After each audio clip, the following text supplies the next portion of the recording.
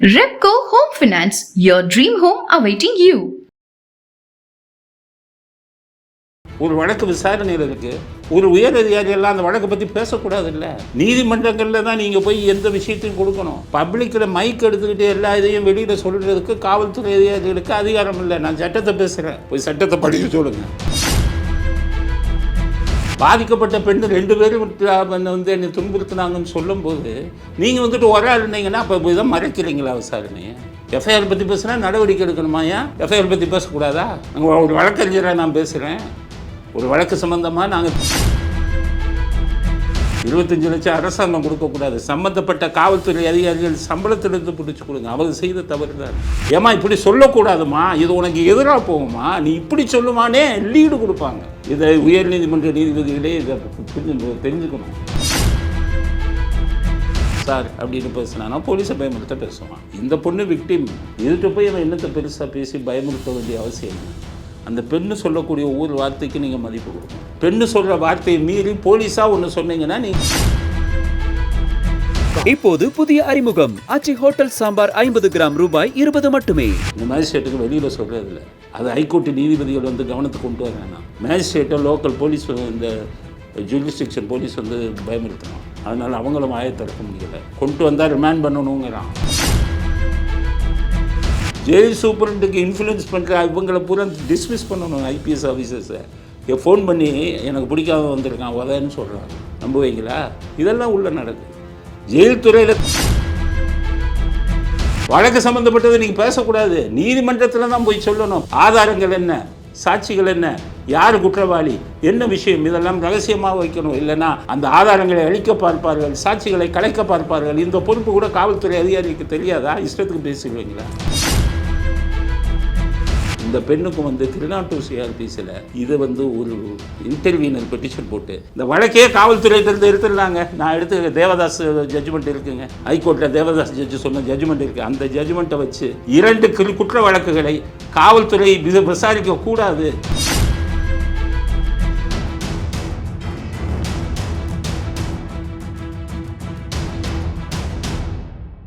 மின்னம்பலம் நேயர்களுக்கு வணக்கம்.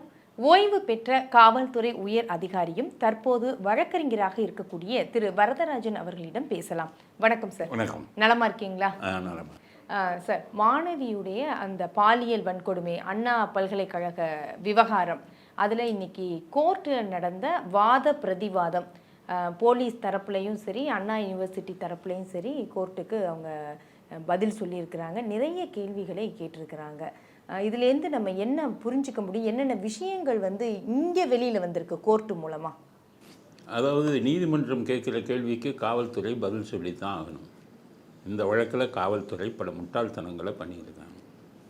முதல் தகவல் அறிக்கையை வந்து அவ்வளவு அவசியமாக 2 நாள் 3 நாளில் போஸ்ட் பண்ண வேண்டிய அவசியம் என்ன? 6 மாதம் 1 வருஷம் ஆன வழக்குகள்லேயே இன்னும் வந்து எஃப்ஐஆர் வந்து போலீஸ் வெப்சைட்டில் போடவே இல்லை.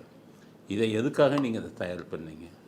தயார் பண்ணும்போது அந்த மாணவியோடைய ரகசியத்தன்மையை காப்பாற்றினீங்களா? சாதாரண காவல்துறையில் இருக்கிற ஒரு போலீஸ் கான்ஸ்டபிளுக்கே தெரியும் இந்த மாதிரி பாலியல் பதில் வந்து விக்டிமோட இது போடக்கூடாதுங்கிறது தெரியும். இது மட்டும் இல்லை, இன்னொரு வழிகாட்டுதல் என்னென்னா இந்த மாதிரி இதுங்களில் அந்த உங்கள் பெண்கள் முகத்தையே காமிக்கக்கூடாது அப்படிங்கிறதெல்லாம் வழிகாட்டுதல். முன்னாடி பாலியல் தொழில் பண்ணக்கூடிய பெண்களையே வந்து டிவியில் போடுவாங்க. அதெல்லாம் பெரிய பிரச்சனையாகி நீதிமன்றங்கள் அவங்கள கூட நீங்கள் முகத்தை காமிக்கக்கூடாதுன்னு சொல்லியிருக்கு. ஏற்கனவே வந்து பொள்ளாச்சி வழக்கில் வந்துக்கிட்டு அந்த பெண்ணுடைய பாதிக்கப்பட்ட பெண்ணோட பேரை போட்டாங்க. அந்த எஸ்பி மேலேயே நடவடிக்கை எடுக்கலாம் சொன்னாங்க. இப்படி பல நிகழ்வுகள் காவல்துறையில் நடக்கும்போது காவல்துறை அதிகாரிகளுக்கு இது தெரிய வேணாம்.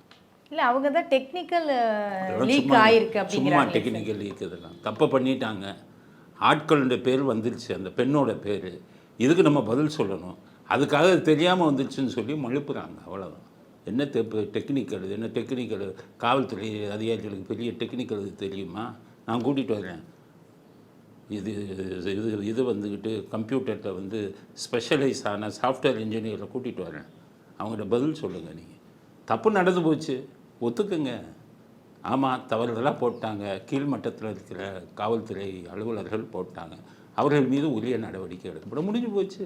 அதை விட்டுட்டு நான் போடல, அது தானே. அப்போ உங்கள் மேலே நம்பகத்தன்மையே வராத காவல்துறை. கமிஷனர் தானே சார் சொல்கிறாரு. அவரைத்தான் சொல்கிறேன். அவர் என்ன, நீங்கள் என்ன அதிகாரிகள் இப்படியா கேஸை ஹேண்டில் பண்ணுவாங்க நீங்கள் பண்ணுற மாதிரி? ஒரு முக்கியமான வழக்கு எல்லாத்துலேயும் எடுத்தேன்னு கவிழ்த்தேன்னு போனீங்கன்னா தப்பு பண்ணிட்டீங்க, ஒத்துக்கிட்டு போய்கிட்டே இருங்க. நீதிமன்றம் கேட்குற கேள்வி சரியான கேள்வி கேட்குறாங்கல்ல, நீதிமன்றம் என்ன கேட்குறாங்க, எப்படி கமிஷனர் இது ப்ரெஸ் மீட் கொடுத்தீங்கன்னு கேட்குறாங்க. அது கொடுக்கலாங்கிறீங்க, எந்த சட்டத்தில் இருக்கேன்ட்டு சொல்லுங்கள். இல்லை, மாணவர்களை அமைதிப்படுத்துறதுக்காக ஒரு விளக்கத்தை கமிஷனர் கொடுக்கக்கூடாது.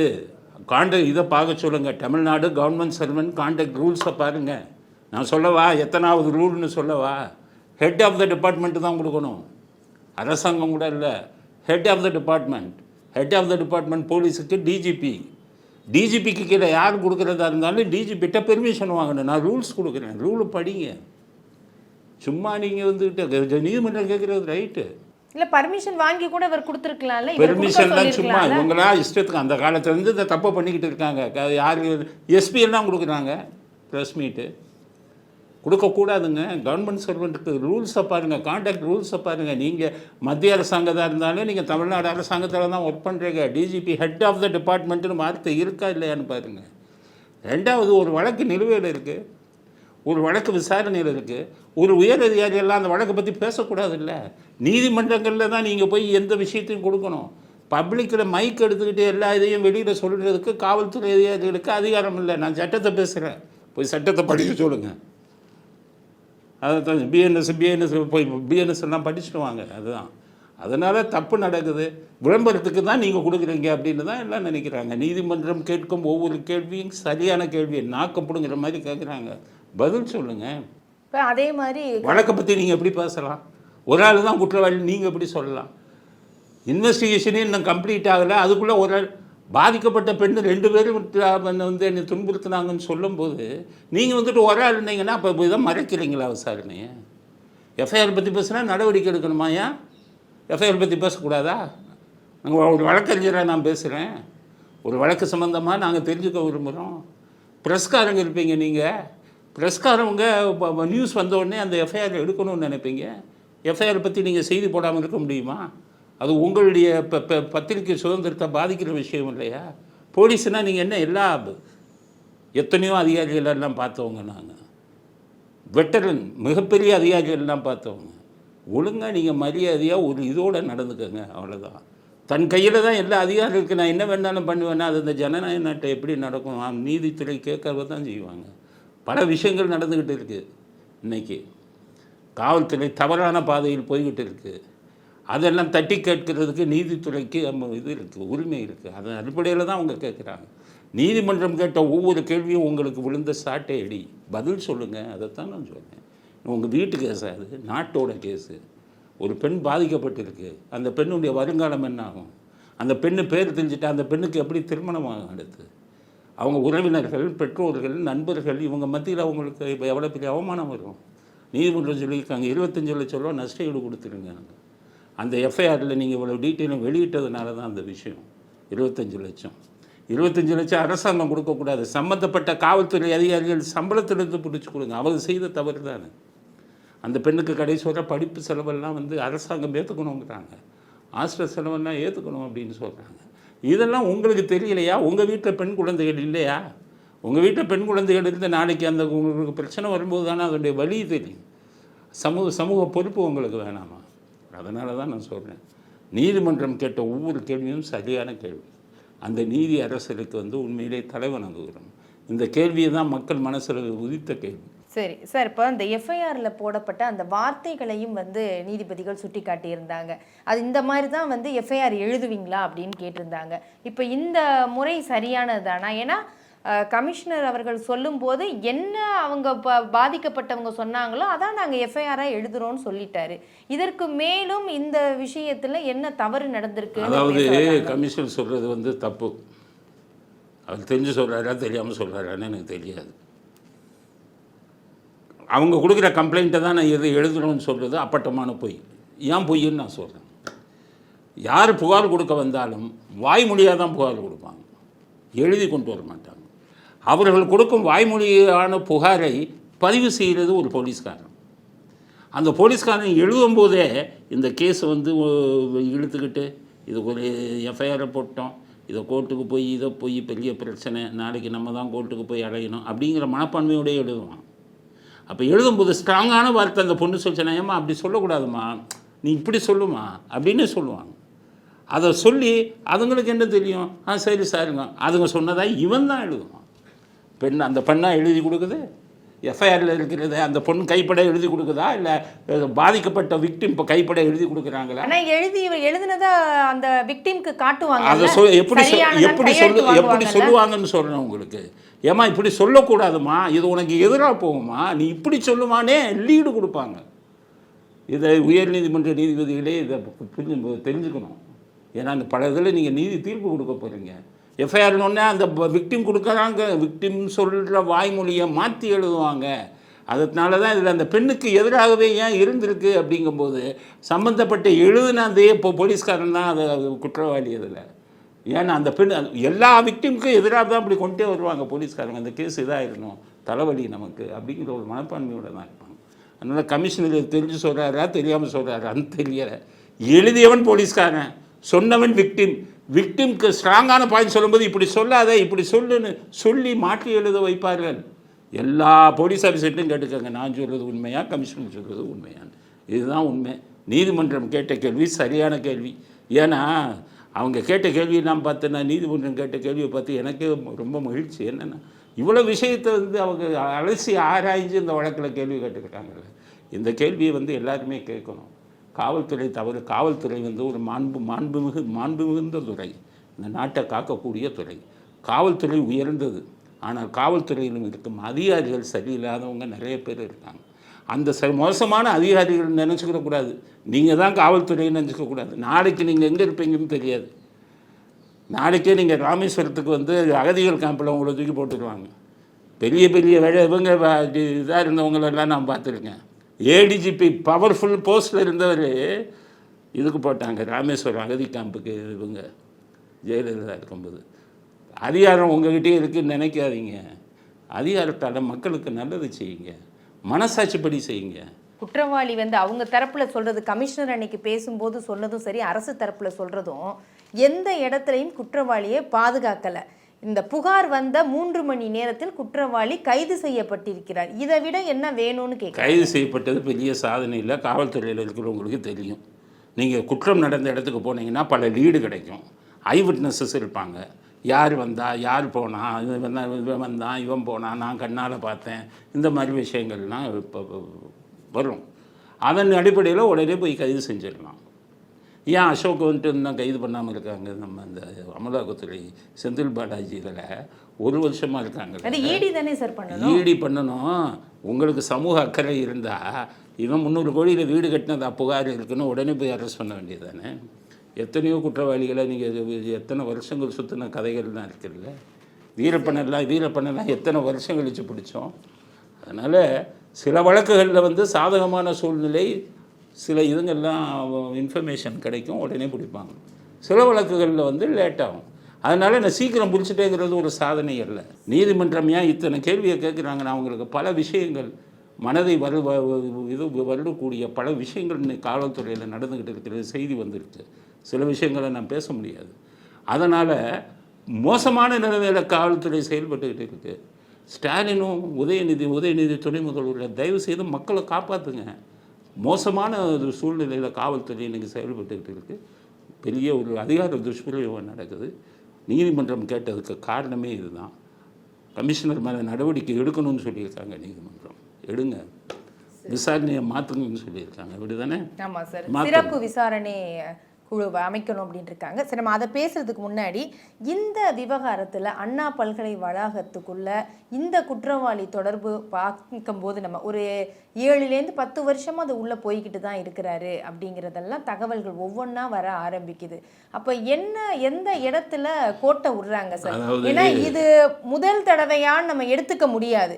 இதற்கு முன்பு பல மாணவிகளுக்கு இது நடந்திருக்கலாமா, இல்லை பல மாணவிகள் வந்து சொல்லாமல் இருந்திருக்கலாமா, இது வெளிச்சத்துக்கு வந்திருக்கு. இதெல்லாம் விசாரணை காவல்துறை பண்ணிட்டு இருக்காங்க. ஆனால் பொதுமக்களுடைய கேள்விகளாகவும் இருக்கிறதுனால நான் கேட்குறேன். அது பலது நடந்திருக்கலாம். ஏன்னா இது மாதிரி பல விஷயங்களை பண்ணதுனால தான் அந்த டைமில் அந்த யூனிவர்சிட்டி வளாகத்துக்குள்ளே அவன் போயிருக்கான். அவன் இது மாதிரி பல விஷயங்கள் பல இதுங்களை பண்ணியிருக்கலாம், புகார் வராமல் இருக்கலாம். அவனுடைய மனைவி உள்ளே வேலை பார்க்குறாங்கன்னு சொல்கிறாங்க. அங்கே பூரா செக்யூரிட்டி தான் இருப்பான். அண்ணா யூனிவர்சிட்டியில் செக்யூரிட்டி தான் இருப்பான்.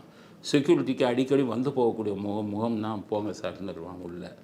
அதனால தான் இவங்க உடனே கண்டுபிடிச்சது. இப்போ செக்யூரிட்டியை கேட்கும்போது ஆமாம் சோன் வந்தார் உள்ளே போனாருன்னு சொல்லியிருக்கலாம். அது நம்ம ஒரு பெரிய சாதனையை எடுத்துக்க முடியாது. ஆனால் இது இவ்வளோ தொடர்ச்சியாக நடந்தால் இது எப்படி சார் உள்ளே இருக்கக்கூடியவர்களுக்கு, பேராசிரியர்களுக்கோ இல்லை இந்த செக்யூரிட்டிக்கோ தெரியாமல் இருந்திருக்குமா? நான் தெரிஞ்சவங்கன்னு உள்ளே போகிறாங்க. இல்லை உள்ளே நடக்கிறது எப்படி தெரியாமல் இருக்குமான்னு கேட்குறேன். உள்ளே நடக்கிறதுனா அது 189 ஏக்கர் செக்யூரிட்டி வாசலில் நிற்பான். 189 ஏக்கரில் உள்ளுக்குள்ளே எந்த பகுதியில் எந்த நடக்குதுங்கிறத எப்படி எல்லாராலையும் கண்டுபிடிக்க முடியும்? 189 ஏக்கர்னா குற்றம் நடக்காமல் இருக்கணும்னா இருட்டே இல்லாமல் முழு வெளிச்சம் இருக்கணும். தெரு விளக்கு மாதிரி, அந்த ஸ்ட்ரீட் லைட்டு மாதிரி எல்லா இடத்தையும் லைட்டில் கவர் பண்ணியிருக்கணும். குற்றங்கள் குறையணும்னா லைட்டிங் நிறைய இருக்கணும். அதை நிர்வாகம் செய்யலை, அவங்க மேலே தப்பு. அதுக்கடுத்தது கேமராஸ் ஃபுல்லாக வேலை செய்தாங்கிறது அப்பப்போ பார்த்துக்கிட்டு இருக்கணும். சில கேமராக்கள் வேலை செய்யும். 70ல் 56 வேலை செஞ்சுருக்கு. அப்போ பாதுகாப்பு இதில் அவங்க கோட்டை விட்டுருக்காங்க. ஏன்னா இந்த மாதிரி சம்பவங்கள் நடக்கலை, அதனால் இப்படி நடக்கும்னு யாரையும் எதிர்பார்க்கலை. நடந்ததுனால நம்ம குற்றம் சொல்கிறோம். ஆனால் என்னென்னு கேட்டிங்கன்னா, நிர்வாகமும் வருங்காலத்தில் இது பாதுகாப்பு நடவடிக்கைகள் எடுத்து பண்ணணும். பெண்கள் தங்கும் விடுதியில் இருந்தெல்லாம் குறிப்பிட்ட நேரத்துக்கு மேலே வெளியில் விட மாட்டாங்க. ப்ரைவேட் ஹாஸ்டல்ஸ்லேயே 8 மணிக்கு மேலே 9 மணிக்கு மேலே வெளியில் போகக்கூடாதுன்னு கட்டுப்பாடு இருக்குது. இந்த மாதிரி இதுகளில் அந்த கட்டுப்பாடுகள் இன்னும் இதாக இருக்கணும். 7 மணிக்கு மேலே உள்ளுக்குள்ளே அனாவசியமாக போகிறது இதெல்லாம் கட்டுப்படுத்தணும். இதெல்லாம் நிர்வாகத்தில் சார்பில் நடந்த ஒரு இது. அதுக்கு திமுக அமைச்சர்கள் சொல்கிறாங்க, பல்கலைக்கழகம் கவர்னர்கிட்ட இருக்குது நிர்வாகம். கவர்னருக்கு வைஸ் சான்சலர் போடுறதுல தான் இப்போ அதிகாரம் இருக்குது. துணைவேந்தர்களை கவர்னர் போடுவார். நிர்வாகத்தை கவர்னராக நடத்திக்கிட்டு இருக்காரு. இல்லை சட்டம் ஒழுங்கு கவர்னர் கையிலையாக இருக்குது. நீங்கள் தான் எல்லாத்துக்குமே பொறுப்பு. அதனால் நீதிமன்றம் சொன்ன அத்தனை விஷயங்களையும் தமிழ்நாட்டு மக்கள் சொல்கிறேன், அவங்க கேட்ட ஒவ்வொன்றையும் தமிழ்நாட்டின் 8-9 கோடி மக்கள் கேட்க வேண்டிய கேள்வியை நீதிமன்ற நீதிபதிகள் கேட்டிருக்காங்க. அதுக்கு காவல்துறை ஒழுங்காக பதில் சொல்லணும். அவர்களின் கோபம் எதில் தெரியுமா? நீதிமன்ற நீதிபதிகள் பல விஷயங்களில் அவங்க கோபமாக இருக்காங்க. காவல்துறை நடந்து கொள்ளக்கூடிய ஒரு எதுக்கெடுத்தாலும் என்ன போனால் கையில் கட்டப்படுறேன்னா கூலிப்பட ப்ரொஃபஷனல் கிரிமினல்ஸ் அவனை என்கவுண்டர் போடுறீங்கன்னா ரைட்டு. பொடிச்சவன் வர்றவன் போடுறவனெல்லாம் அடிப்பீங்க, கையை ஒடிப்பீங்க, ஜெயிலுக்கு போனால் அங்கே ஆள் வச்சு ஒடிப்பீங்க. என்ன காவல்துறை நடத்துகிறீங்களா இல்லை ரவுடி துறை நடத்திக்கிட்டு இருக்கீங்களா? கேட்குது. ஜனநாயக நாடு இல்லை, உங்களுக்குன்னு கட்டுப்பாடுகள் இல்லையா? உங்களுக்குன்னு சட்டங்கள் இல்லையா? ஏதோ என்கவுண்டர் நடக்குதுன்னா ஆளுகளெல்லாம் அடிக்க ஆரம்பிச்சிங்கன்னா என்ன அர்த்தம்? படித்தவங்க தப்பு பண்ணாதவங்கெல்லாம் அடிக்கிறாங்கங்க. பல விஷயம் நீதிமன்றத்தை இதுக்கு போயிடுச்சு. இல்லை காரணம் இல்லாமல் அடிக்க வேண்டிய காரணம் இல்லாமல் அடிச்சிருக்காங்கன்னு ஆதாரத்தோடு பேசுகிறாங்க. பயம் ரவுடிசம் நடந்துகிட்டு இருக்குங்க. என்ன சார் போலீஸே ரவுடிசம் பண்றாங்கங்கிறது எப்படி சார்? ஆதாரத்தை இல்லாமல் சொல்லுவேனா? ஒரு வழக்கறிஞர் பாதிக்கப்பட்டிருக்காரு. ஹைகோர்ட்டில் இருக்கிற அத்தனை பேரையும் தெரியும், அத்தனை பேருக்கும் தெரியும். பொதுநலக்கு வழக்கு போடுற ஒரு வழக்கறிஞர், அவரை கூட்டிகிட்டு போய் தனி பங்களாவில் வச்சு அடித்து 2 நாள் சித்திரவதை பண்ணியிருக்காங்க. சுப்ரீம் கோர்ட்லேயும் வழக்கறிஞராக இருக்கார். என்ன சொல்லியிருக்காங்க காவல்துறையில்? தமிழ்நாட்டிலே இருக்கக்கூடாது, வெளி மாநிலத்துக்கு ஓடுன்னு இருக்காங்க. இதை சொல்லவங்க யாருங்க? ஒரு காவல்துறையில் ஒரு சாதாரண பெரிய அதிகாரியாக இருந்தால் தமிழ்நாட்டிலே இருக்கக்கூடாது ஓடுங்கன்னு வரட்டினா அப்போ ரவுடிகள் சாம்ராஜ்யம் தானே நடக்குது. எல்லாத்துக்கும் தெரியுமே. ஹைகோர்ட்டில் இருக்கிற அத்தனை வழக்கறிஞர்களுக்கும் தெரியும், நீதிபதிகளுக்கும் தெரியும். அப்போ எல்லாருக்கும் என்ன முறை? என்ன ரவுடி சாம்ராஜ்யம் நடத்திக்கிட்டு இருக்கீங்களா? இங்கே நீதிமன்றம்னு இல்லையா, நீதித்துறைன்னு ஒன்று இல்லையான்னு இப்போ எல்லாம் சேர்ந்து அவங்க பல விஷயங்களின் நடவடிக்கை எடுக்க போகிறாங்க. அதன் அடிப்படையில் தான் இப்போ காவல்துறை ஆணையர் மேலே நடவடிக்கை எடுக்க சொல்லியிருக்காங்கங்கிறது. பல விஷயங்கள் நடந்து போயிருக்கு. இதெல்லாம் நாளைக்கு உங்களுக்கும் ஆபத்து, எனக்கும் ஆபத்து, எல்லாருக்கும் ஆபத்து. தப்பு செய்யாதவன் நாட்டில் பயப்படவே கூடாதுங்க. தப்பு செஞ்சவன் பயப்படணும். தப்பு செய்யாதவன் அந்த நாட்டில் பயப்படுறான்னா அது ஜனநாயக நாடு இல்லை. அங்கே ரவுடிசம் காவல்துறையில் ரவுடிசம் வந்துருச்சு அர்த்தம். அதனால் குற்றவாளிகளை அடிப்பீங்க. தலைவர் இபிஎஸ் அவர்கள் இந்த சாருங்கிற விஷயத்தையே பிடிச்சிட்டு இருக்கிறாரு. அதற்கு மறுப்பு தெரிவிச்சிட்டாரு கமிஷனர் அவர்கள். அப்படி ஒன்றும் எதுவும் பதிவாகலை. ஏன்னா அந்த குற்றவாளி கைது பண்ணுறப்ப சாருன்னு ஒருத்தரிடம் பேசிகிட்டு இருந்தார். அது யார் அந்த சார் அப்படிங்கிறதுலே இருக்கிறாங்க. ஸோ இது மாதிரி விஷயங்கள்லாம் ஏதாவது நடக்கிறதுக்கு வாய்ப்புகள் இருக்குதா? இது அரசியல் மூலம் பூசப்படுதா? செயல்கள் இருக்கலாம். அந்த பெண்ணு தானே சொல்கிறாங்க இவன் பேசுனதை. அந்த பெண் யார்கிட்டயோ சார்னு பேசினான்னு சொல்லும்போது காவல்துறை இல்லைன்னீங்கன்னா அப்போ நீங்கள் ஆளுங்கட்சிக்கு கூஜாவாயிட்டீங்கன்னு. இல்ல பேசுற மாதிரி பாவலா காட்டியிருக்கிறாரு குற்றவாளிங்கிறார். அப்படி குற்றவாளி அந்த சார் நான் யாரோ என்னோட இன்ஃப்ளூயன்ஸை யூஸ் பண்றேங்கிறத காட்டுறாரு. அந்த பெண்ணிட்ட போயிட்டு இன்ஃப்ளூயன்ஸை யூஸ் பண்ணக்கூடிய அவசியம் என்ன வந்தது? இப்போ ஒரு டிராஃபிக் போலீஸ்லாம் மாட்டிக்கிட்டாங்க. சும்மா சார் சார் அப்படின்னு பேசினானா போலீஸை பயமுறுத்த பேசுவான். இந்த பொண்ணு விக்டிம், இதுகிட்ட போய் அவன் என்னத்தை பெருசாக பேசி பயமுறுத்த வேண்டிய அவசியம் என்ன? அந்த பெண்ணு சொல்லக்கூடிய ஒவ்வொரு வார்த்தைக்கும் நீங்கள் மதிப்பு கொடுக்கணும். பெண்ணு சொல்கிற வார்த்தையை மீறி போலீஸாக ஒன்று சொன்னீங்கன்னா நீங்கள் ஆளுங்கட்சிக்கு கூஜா தூக்குறீங்கன்னு தான் அர்த்தம். பெண்ணு 2 பேருன்னு சொல்லுது, கமிஷனர் ஒரு ஆளுங்கிறாரு. அப்போ யாரை நம்புறது? பாதிக்கப்பட்ட பெண்ணின் வாக்குமூலத்தை நம்புறதா, கமிஷனர் சொல்கிறத நம்புறதா? கேள்வி யார் கேட்டிருக்கா? நீதிமன்றம் கேட்டிருக்கு இந்த கேள்வியை. அதே மாதிரி அந்த பொண்ணு வந்து சார்னு பேசினார்னா அது அலசி ஆராயணும். அதெல்லாம் கிடையாதுன்னா என்ன அர்த்தம்? மந்திரியை காப்பாற்றுறதுக்கு முயற்சி செய்கிறீங்களா? அவன் வந்து சைதாப்பேட்டை தொகுதியை சேர்ந்தவங்க. சைதாப்பேட்டை தான் மா சுப்பிரமணி கட்சிக்கெல்லாம் அவன் வேலை செஞ்சுருப்பான். அந்த மாதிரி ஆட்கள்கிட்ட பேசினா தானே சாருங்கிற வார்த்தை பேசுவான் மரியாதையோட. இந்த மாதிரி ஆங்கிள்லாம் ஒரு காவல்துறை யோசிக்கணும்ல. எடுத்தோடனே நீங்கள் நான் காவல்துறையில் இருந்திருக்கேன், நீதித்துறையில் இருந்திருக்கேன். நான் காவல்துறையில் இருந்தேங்கிறதுக்காக அவங்க செய்கிற அநியாயம் அட்டூழியம் இதெல்லாம் வந்து சப்போர்ட் பண்ணணும்னு அவசியம் இல்லை. நான் இப்போ நீதித்துறையை சேர்ந்தவனுங்கிற முறையில் தான் அந்த கேள்வியை கேட்குறேன். எனக்கு காவல்துறையில் நடந்த ஒவ்வொரு விஷயமும் தெரியும். நான் உயர் அதிகாரிகளுடன் தான் அதிகம் பழகினாள். எனக்கு எல்லா விஷயமும் தெரியும். அதனால் இவங்கெல்லாம் நாங்கள் இருக்கும்போது ஒரு அருணெல்லாம் வந்து சாதாரண எஸ்பியாக இருந்து வந்தவர். 1992-93 நாங்கள் மிகப்பெரிய இதுகளெல்லாம் நான் கலந்துக்கிட்டேன். அப்போல்லாம் இவங்கெல்லாம் சாதாரணமாக இருந்தாங்க. இன்றைக்கி அவங்க பெரிய இதில் வந்திருக்காங்கன்னா போய் ப்ரொமோஷனில் வராங்க. மதிப்பு கொடுக்கணும். கமிஷனர் மதிப்பு கொடுக்கணும், போஸ்ட்டுக்கு மதிப்பு கொடுக்கணும், போலீஸ்க்கு மதிப்பு கொடுக்கணும். அதுக்காக நான் என்ன வேணாலும் பண்ணுவேன், நீ உன்னை அடிப்பேன் கொள்ளுவேன், நீ அராஜகம் பண்ண எப்படி? இல்லை சிறப்பு விசாரணை குழு அமைச்சிருக்கிறாங்க சார். இப்போ இதில் ஏதாவது தோண்ட மர்மம் அப்படிங்கிற மாதிரி ஏதாவது விஷயங்கள் வெளிவரதுக்கு வாய்ப்பு இருக்கா? ஏன்னா ஞானசேகரனோட இது ஃபுல் ஸ்டாப்பா இல்லை கமாவான்னு கொஞ்சம் பார்க்க வேண்டியது. நடுநிலைமையான ஆட்களை வந்து நீங்கள் போடணும். நடுநிலைமையான ஆட்கள் அரசியல் இதில் கலந்துருக்கிறதுனால ஒருதலை பட்சமாக சொல்லக்கூடிய அதிகாரிகளை அதில் போடக்கூடாது. நடுநிலைமையான ஆட்களை போடணும். காவல்துறை கண்ட்ரோலில் அந்த குழு இருக்கக்கூடாது. கூப்பிட்டு மிரட்டுவாங்க, அது இருக்கக்கூடாது. இல்லாமல் அந்த குழு சொல்கிறத பண்ணுங்கள். இல்லைன்னா சிபிஐக்கு அனுப்புங்க. சிபிஐக்கு அனுப்புனீங்கன்னா வருஷக்கணக்கில் ஆகும். என்னாச்சு உங்களுக்கு பொள்ளாச்சி இன்னும் வந்ததா? அதனால் ஒரு குழு அமைச்சு இது பண்ணுங்கள். ஆனால் இவ்வளவும் இந்த ஆளுங்கட்சியை சேர்ந்தவர்கள் ஆட்சியில் இருக்கும்போது வேறு இது ஒழுங்காக செயல்படுவான். இதுவரை மற்ற கமிஷன் என்னாச்சு? இதுக்கு என்னாச்சு? ஸ்டெர்லைட்டுக்கு ஒரு கமிஷன் அமைச்சாங்கல்ல, அது ஃபைண்டிங் கொடுத்தாங்கல்ல, அதில் சில அதிகாரிகள் மேலெல்லாம் வந்து நடவடிக்கை எடுக்கணும்னு கொடுத்தாங்கல்ல. அந்த அதிகாரிகளுக்கெல்லாம் பதவி உயர்வு தான் கொடுத்தாங்க சொல்லி இன்றைக்கி வர நடவடிக்கை எடுத்தாங்களா? இந்த கமிஷன் இருக்குது வந்ததில். ஜெயலலிதா அவர்கள் மரணத்து அப்பல்லூர் நடந்ததுக்கு ஒரு கமிஷன், ஆறுமுகசாமி கமிஷன் வச்சாங்கல்ல. ஆறுமுகசாமி கமிஷன் வச்சாங்க. ஆறுமுகசாமி கமிஷனில் என்ன சொன்னார்? சசிகலாவை போலீஸை வச்சு விசாரிங்கன்னு சொன்னார்ல. இன்றைக்கி வர ஸ்டாலின் வந்து அதை விசாரித்தாரா? அப்போ கமிஷன் போட்டு என்ன பண்ணேன்? கமிஷன் வந்து இதுங்களை வந்து நீங்கள் கண்டுக்கிறதே இல்லையே. அதனால் அரசியல்வாதிகள் வந்து இந்த கமிஷன் தானே சார், இதுவும் அதுதான் குழுங்கிறது. என்ன கமிஷனும் என்ன? அதுதான் ஒரு நபர் கமிஷன். அது 3 பேரும் கொண்ட குழு. 2 பெண் அதிகாரிகள் போடுவாங்க. இவங்க கொடுக்குற பரிந்துரையை அவங்க எடுத்துக்குவாங்களா அரசாங்கம்? அதனால் அரசாங்கத்துக்கு தான் அதிகாரம் அதிகம். தவறு செய்யும் அதிகாரிகளை நீங்கள் தானே தண்டிக்கணும். கோர்ட்டு வந்து ஒரு ரெக்கமெண்டேஷன் தான் சொல்லுவாங்க, ஒரு பரிந்துரை தான் சொல்லுவாங்க. சில இதில் ஆர்டர் போடுவாங்க, சில இதில் பரிந்துரை சொல்லுவாங்க. மனசாட்சிப்படி நீங்கள் தான் நடவடிக்கை எடுக்கணும். அதனால் இதில் வந்து நீதிமாக இன்னும் இதாக போய் பாதிக்கப்பட்ட பெண்ணுக்கு நீதி கிடைக்கணும். 25 லட்சம் ரூபா கொடுத்துட்டாங்க. நீதிமன்றத்துக்கு எல்லோருமே நன்றி சொல்லணும். பாதிக்கப்பட்ட பெண்ணுக்கு சாதகமாக போலீஸ் வந்து பாதிக்கப்பட்ட பெண்ணுக்கு எதிராக போகிறான். நீதிமன்றம் தான் பாதுகாப்பாக 25 லட்சம் அவங்க படிப்பு செலவு எல்லாத்தையும் கொடுத்துருக்காங்க. இதை கொடுத்த அரசாங்கம் தலைகுனியணுமே. நீங்கள் சரியில்லைங்கிறதுனால தானே நீதிமன்றம் நஷ்ட ஈடு கொடுக்க சொல்லு.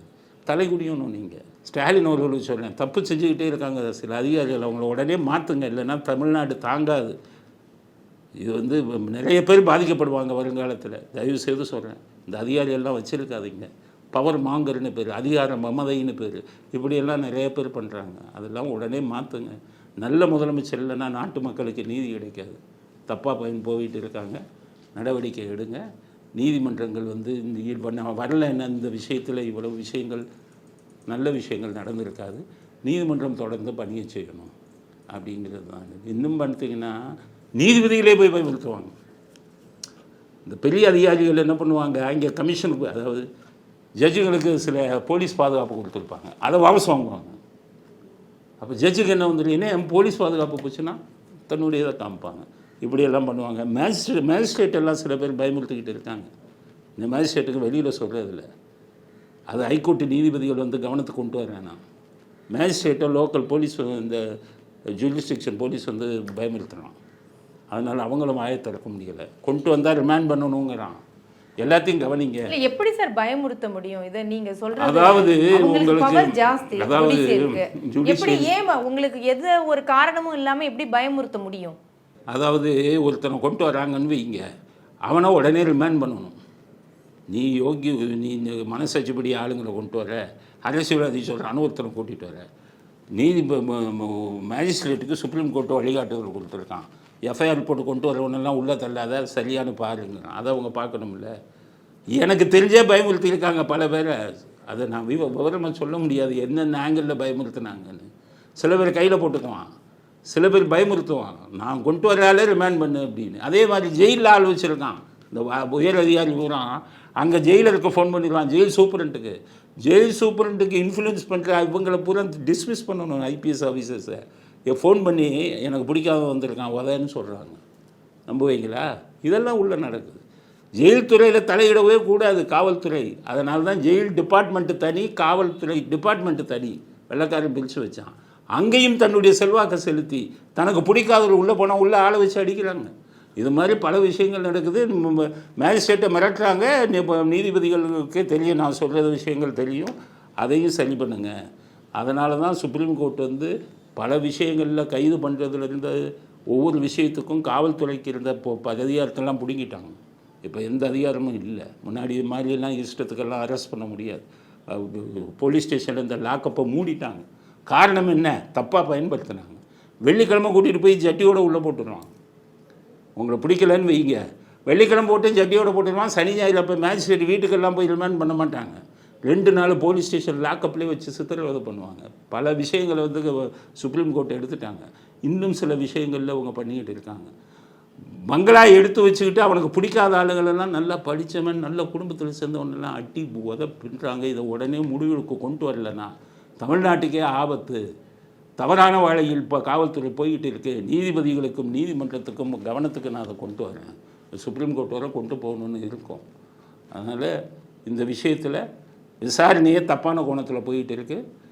கமிஷனருக்கு வந்து எனக்கு பவர் அதிகம் இருக்குன்னா கவர்மெண்ட் சர்வெண்ட் கான்ட்ராக்ட் ரூல்ஸில் பாருங்கள், டிபார்ட்மெண்ட் ஹெட்டு தான் கொடுக்கணும்னு இருக்குது. நீங்கள்லாம் அனுமதி வாங்கணும்.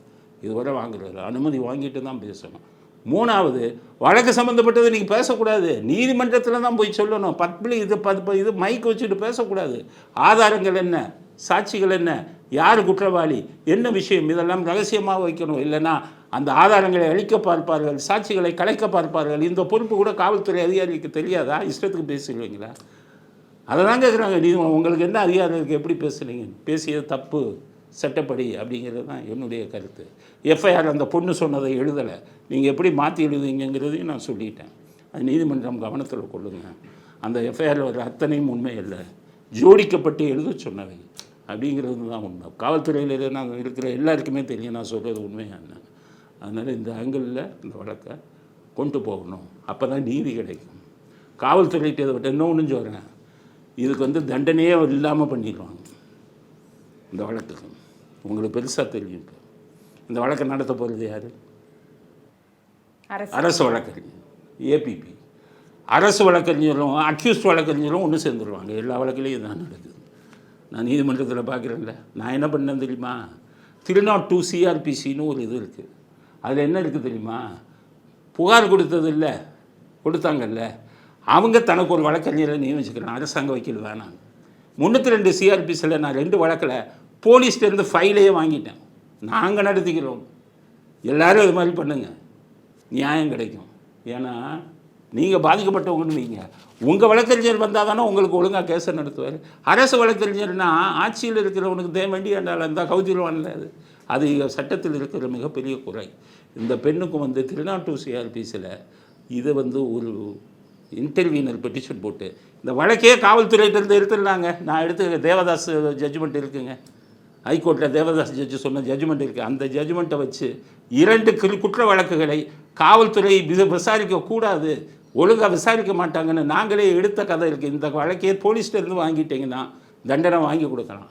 காவல்துறையிட்ட கொடுத்தா இந்தவங்க ஆளுங்கட்சி இருக்கிற வரை தண்டனை கிடைக்காது, விடுதலை ஆகிவிடும் அப்படிங்கிறது தான் என்னுடைய கருத்து. பொறுத்திருந்து பார்க்கலாம். விசாரணை சரியான கோணத்தில் செல்ல வேண்டும், பாதிக்கப்பட்டவர்களுக்கு நியாயம் கிடைக்க வேண்டும் என்பதுதான் அனைவருடைய விருப்பமாக இருக்கிறது. நன்றி உங்களுடைய கருத்துக்களுக்கு. இதுவரை ஓய்வு பெற்ற காவல்துறை உயர் அதிகாரியும் தற்போது வழக்கறிஞராக இருக்கக்கூடிய திரு வரதராஜன் அவர்களிடம் பேசினோம். நன்றி, வணக்கம். Repco Home Finance, your dream home awaiting you. இப்போது புதிய அறிமுகம் ஆச்சி ஹோட்டல் சாம்பார் 50 கிராம் ரூபாய் 20 மட்டுமே. மின்னம்பலம்.com, தமிழின் முதல் மொபைல் பத்திரிகை.